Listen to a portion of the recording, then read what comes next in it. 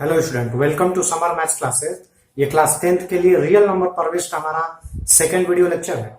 First video lecture में हमने real number, lemma, algorithm और डिविजिबिलिटी इन चार चीजों के बारे में अच्छे तरीके से समझा था कि लेमा क्या होता है, एल्गोरिथम क्या होता है, रियल नंबर्स क्या होते हैं और डिविजिबिलिटी क्या होती है। आई मीन कब हम कहेंगे कि कोई नंबर किसी नंबर से डिवाइड हो रहा है। क्लियर? आज के इस वीडियो लेक्चर में हम यूक्लिड डिवीजन लेमा और उस पर बेस्ड कुछ एग्जांपल्स को देखेंगे। क्लियर? लेमा क्या होता है? तो जैसा कि फर्स्ट वीडियो लेक्चर में भी मैंने बताया था, lemma is a proven statement which is used to prove other statement. I mean lemma एक प्रूफ किया हुआ स्टेटमेंट है जिसका यूज हम किसी दूसरे स्टेटमेंट को प्रूफ करने में करते हैं। क्लियर? जैसे पाइथागोरस थ्योरम ही ले लीजिए। तो पाइथागोरस थ्योरम क्या होता है? In a right angle triangle, square and hypotenuse is equal to the sum of square on perpendicular and basis. तो ये जो एक स्टेटमेंट है, ये एक मैथमेटिकल स्टेटमेंट है और ये मैथमेटिकल स्टेटमेंट प्रूफ किया हुआ है। प्रूफ किया हुआ है तो हम इस स्टेटमेंट को लेमा बोल सकते हैं।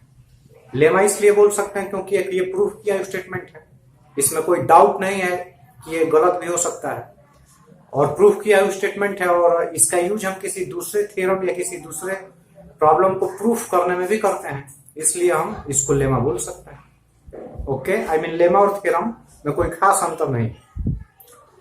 लेकिन आज के इस वीडियो लेक्चर में हम यूक्लिड डिवीजन लेमा के बारे में जानेंगे। यूक्लिड डिवीजन लेमा क्या कहता है?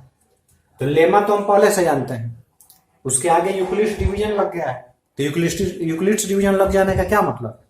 कि यह लेमा डिवीजन पर बेस्ड है, आई मीन डिवीजन से रिलेटेड है और इस लेमा को यूक्लिड ने दिया था, इसलिए इसको हम यूक्लिड डिवीजन लेमा के नाम से जानते हैं। तो Euclid division lemma is nothing but a restatement of the long division process.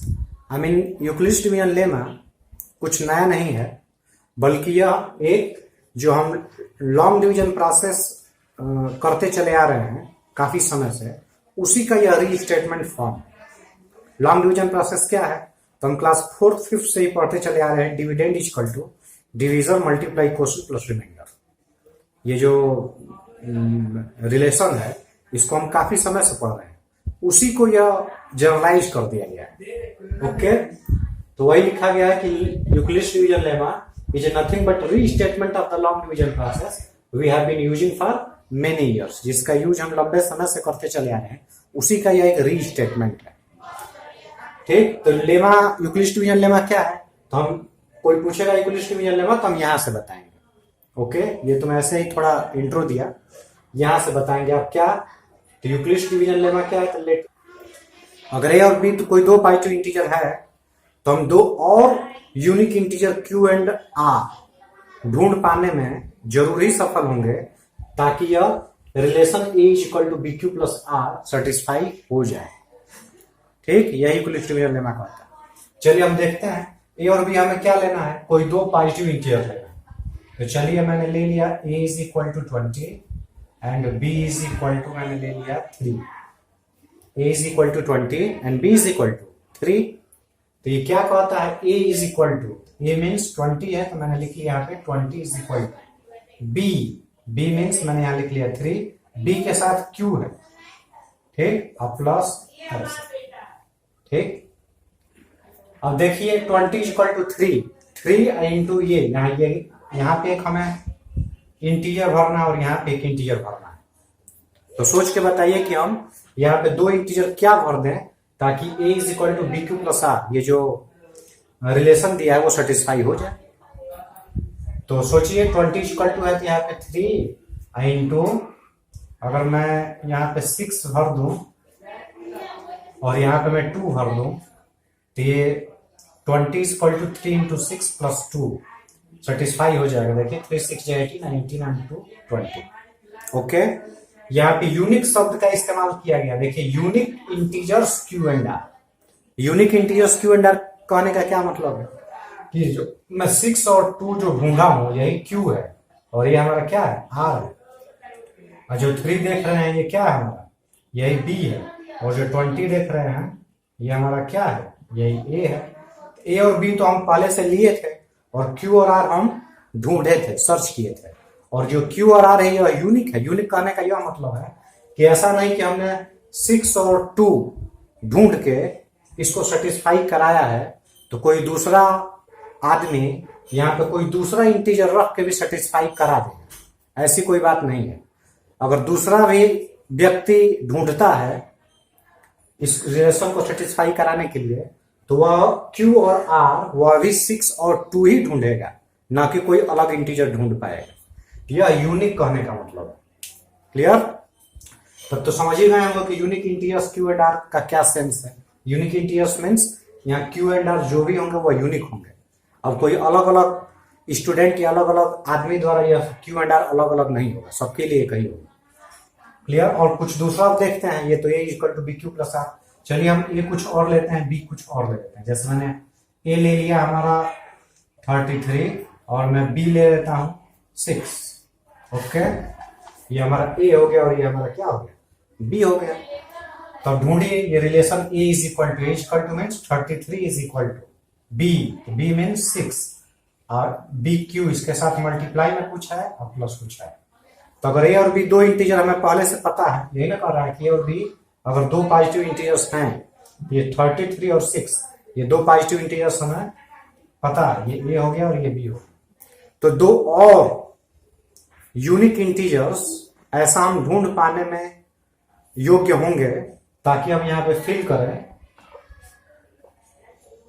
तो ये जो रिलेशन दिया वो सेटिस्फाई हो जाए। तो सर्च कीजिए, देखिए आप क्या सर्च कर पा रहे हैं। तो यहाँ पे 6 है, तो यहाँ पे क्या फिल करें और यहाँ पे क्या फिल करें। तो यहाँ मैं अगर 5 फिल कर दूं और यहाँ पे मैं अगर 3 फिल कर दूं, ये हमारा हो जाएगा Q और ये हो जाएगा R। यहाँ 5 फिल कर दूं, यहाँ 3 फिल कर दूं, तो 33 इक्वल टू 6 5 या 30 एंड प्लस 3 33 आ जाएगा। देख रहे हैं? तो हमने ये तो दो दिया था पहले से 33 और 6 और 5 और 3 मैंने सर्च किया, और जो मैंने सर्च किया है ये दो नंबर, इसको Q और R कहते हैं और ये यूनिक होता है।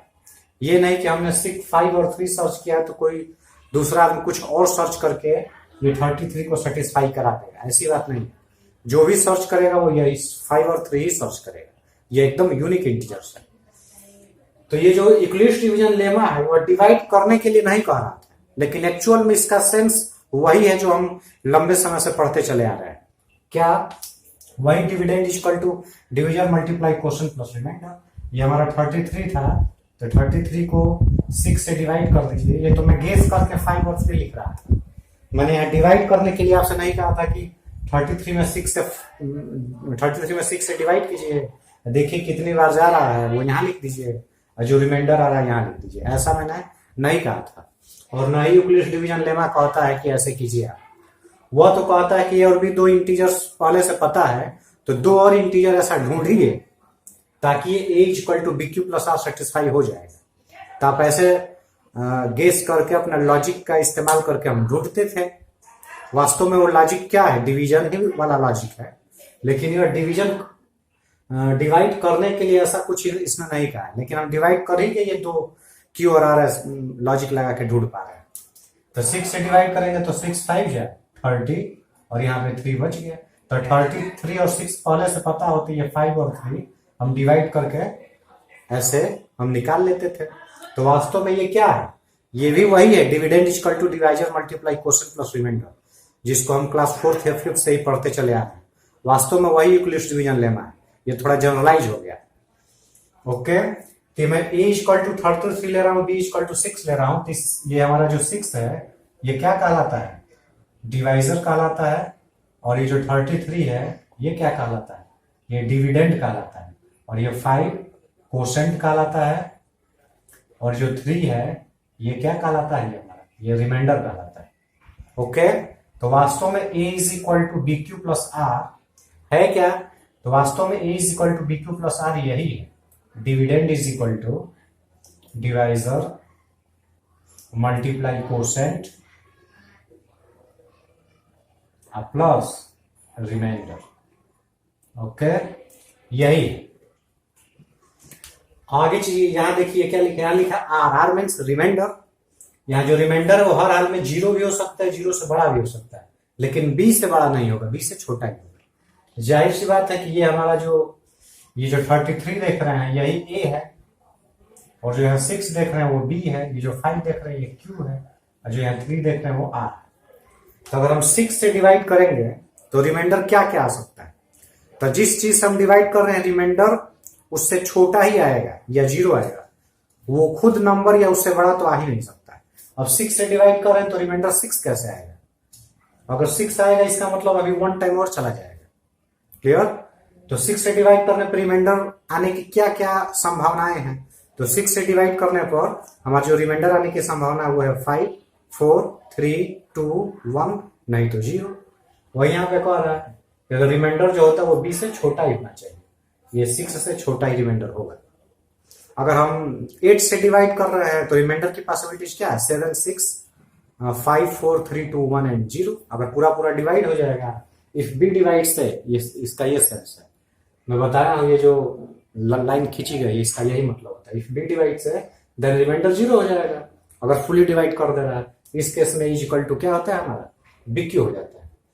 क्लियर? तो वास्तव में यूक्लिड डिवीजन जो लेमा है, ये जो dividend is equal to division multiply quotient plus remainder है, उसी का यह रीस्टेटमेंट है, इसीलिए यहाँ पे लिखा गया है। उसको थोड़ा जनरलाइज कर दिया गया।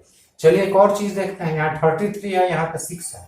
अगर यही उल्टा होता, उल्टा मतलब कि ये बड़ा और ये छोटा है, इसी को हम जैसे छोटा ले लेते हैं, जैसे मान लीजिए कि मैंने यहाँ ले लिया 3 और यहाँ ले लिया 2, ओके, यहाँ ले लिया 2 और यहाँ ले लिया 3, तब हमारा क्या होगा?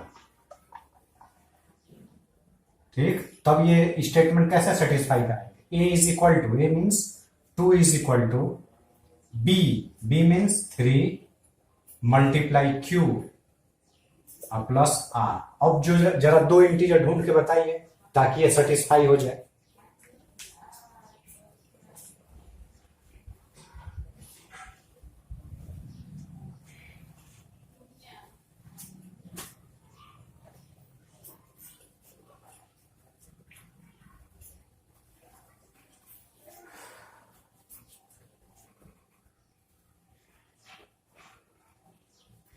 ढूंढिए, यहाँ पे 2 इंटीजर और क्या होगा? ये डिवाइड, अब मैं तो यहाँ से डिवाइड करके 2 इंटीजर ढूंढ दे रहा था, अब डिवाइड करके क्या आप 2 इंटीजर ढूंढेंगे?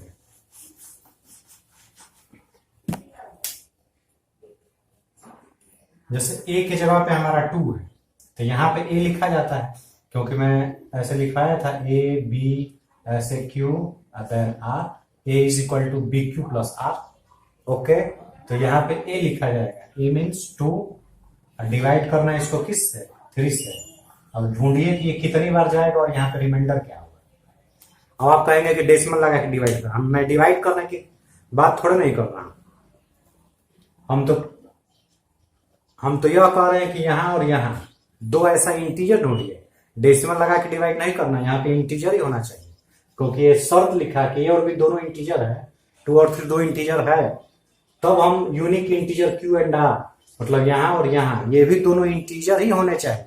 अगर मैं डेसिमल में ले जाता हूँ, पॉइंट लगा के 0 बढ़ा देता हूँ, अब पॉइंट लगा के 6 में लिख देता हूँ, तब तो ये इंटीजर्स कहाँ रह गया हमारा? यहाँ पे हमें इंटीजर सर्च करना है। और यूक्लिड डिवीजन लेमा कहता है कि आप जरूर सर्च करने में एबल होंगे, तो आप सर्च कीजिए कि यहाँ Q और R क्या हो सकता है। तो देखिए 3 में हम यहाँ किस चीज से मल्टीप्लाई कर रहे हैं, मल्टीप्लाई करने के बाद क्या जोड़ दें कि 2 आ जाए, यही सोचना है। तो जाहिर सी बात है कि अगर 3 में मैं अगर 1 से भी मल्टीप्लाई कर देता हूं और कुछ भी ऐड करूंगा तो इसके बराबर होगा नहीं। तो क्यों मैं 1 से करूंगा? 1 से छोटा भी तो इंटीजर होता है। 1 से छोटा इंटीजर क्या है हमारा? 0 है। यहाँ हम 0 फिल कर देंगे और यहाँ पे 2 फिल कर देंगे। देखिए सही बैठ गया कि नहीं बैठ गया। 2 is equal to 3 multiply 0 plus 2, यहाँ पे 3 मल्टीप्लाई 0 0 हो जाएगा और 2 2। यही हमारा क्या था? ये A था, ये B था, और ये जो 0 है ये Q है, और ये हमारा क्या है?